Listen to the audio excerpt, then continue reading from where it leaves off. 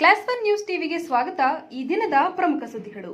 ದೇವನಹಳ್ಳಿ ಪಟ್ಟಣದ ಪ್ರವಾಸಿ ಮಂದಿರದಲ್ಲಿ ಬಿಜೆಪಿ ಪಕ್ಷದ ದೇವನಹಳ್ಳಿ ತಾಲೂಕು ನೂತನ ಅಧ್ಯಕ್ಷರಾಗಿ ಆಯ್ಕೆಯಾಗಿರುವ ಅಂಬರೀಶ್ ಗೌಡ ಅವರಿಗೆ ಬಿಜೆಪಿಯ ತಾಲೂಕು ಮಹಿಳಾ ಮೋರ್ಚಾ ವತಿಯಿಂದ ಹಾಗೂ ವಿಜಯಪುರ ಪಟ್ಟಣದ ಶಕ್ತಿ ಕೇಂದ್ರದ ಪದಾಧಿಕಾರಿಗಳಿಂದ ಅಭಿನಂದನಾ ಸಮಾರಂಭ ನಡೆಯಿತು.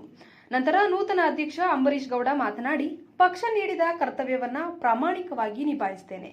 ಪಕ್ಷ ಸಂಘಟನೆಗೆ ಎಲ್ಲರೂ ಒಗ್ಗೂಡಿ ಶಕ್ತಿ ಮೀರಿ ಶ್ರಮಿಸಲು ಸದಾ ಸಿದ್ಧನಾಗಿರುತ್ತೇನೆ ಹಾಗೂ ತಾಲೂಕಿನಾದ್ಯಂತ ಮಹಿಳೆಯರನ್ನ ಬಿಜೆಪಿ ಪಕ್ಷಕ್ಕೆ ಸಂಘಟಿಸಿದ ಕೀರ್ತಿ ವಿಮಲಾ ಶಿವಕುಮಾರ್ ಅವರಿಗೆ ಸಲ್ಲುತ್ತೆ. ಶುಭ ಕೋರಿದ ಪ್ರತಿಯೊಬ್ಬ ಮಹಿಳಾ ಕಾರ್ಯಕರ್ತರಿಗೆ ಹಾಗೂ ವಿಜಯಪುರ ಪಟ್ಟಣದ ಎಲ್ಲ ಪದಾಧಿಕಾರಿಗಳಿಗೆ ವಂದಿಸುತ್ತೇನೆ ಅಂತ ತಿಳಿಸಿದರು. ಈ ಸಂದರ್ಭದಲ್ಲಿ ತಾಲೂಕು ಮಹಿಳಾ ಮೋರ್ಚಾ ಅಧ್ಯಕ್ಷೆ ವಿಮಲಾ ಶಿವಕುಮಾರ್, ಮುಖಂಡರಾದ ಹೆಗಡೆ ಭಗವಾನ್, ಪ್ರಭು, ಶಿವಕುಮಾರ್, ಪ್ರೇಮ, ರಜನಿ ಕನಕರಾಜ್ ಸೇರಿದಂತೆ ಮಹಿಳಾ ಘಟಕ ಮತ್ತು ವಿಜಯಪುರ ಶಕ್ತಿ ಕೇಂದ್ರದ ಹಲವು ಪದಾಧಿಕಾರಿಗಳು, ಕಾರ್ಯಕರ್ತರು ಭಾಗಿಯಾಗಿದ್ದರು. ವರದಿ ರಾಜುಗೌಡ.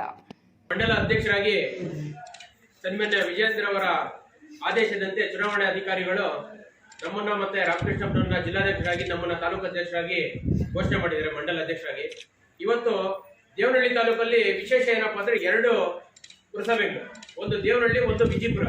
ವಿಜಯಪುರದಲ್ಲಿ ಎಲ್ಲಾ ತರದ ವ್ಯವಹಾರದಲ್ಲಿ, ಬಿಸ್ನೆಸ್ ಅಲ್ಲಿ, ಮತ್ತೆ ಪಕ್ಷದಲ್ಲಿ, ಮತ್ತೆ ಸಂಘಟನೆಯಲ್ಲಿ ಎಲ್ಲ ಕೂಡ ವಿಶೇಷವಾದಂತ ವಿಜಯಪುರ. ಅವ್ರು ಎಲ್ಲರಲ್ಲೂ ಮುಂದೆ ಇರ್ತಾರೆ. ಇಡೀ ಸ್ಪೀಡ್ ಇಂದ ಹಿಡಿದು ಇಡೀ ಭಾರತ ದೇಶಕ್ಕೆ ನನಗೆ ಗೊತ್ತಿದ್ದಂಗೆ ಭಾರತ ದೇಶ ಗಂಟ ಮುಟ್ಟಿರ್ಬೋದು ಮೈಸೂರು ಭಾಗ. ಹಾಗಾಗಿ ಎಲ್ಲರನ್ನು ಕೂಡ ಅವರು ಬಹಳ ವಿಶೇಷವಾಗಿ ಕಾಳಜಿಯನ್ನು ತೋರಿಸ್ತಾರೆ.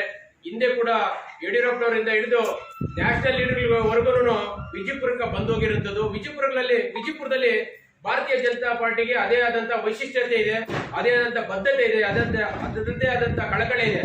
ಅವ್ರು ಯಾವತ್ತೂ ಭಾರತೀಯ ಜನತಾ ಪಾರ್ಟಿ ಏನೇ ವಿಚಾರ ಮಾಡಿದ್ರು ಕೂಡ ವಿಜಯಪುರ ಮುಂದೆ ಇರ್ತಾರೆ.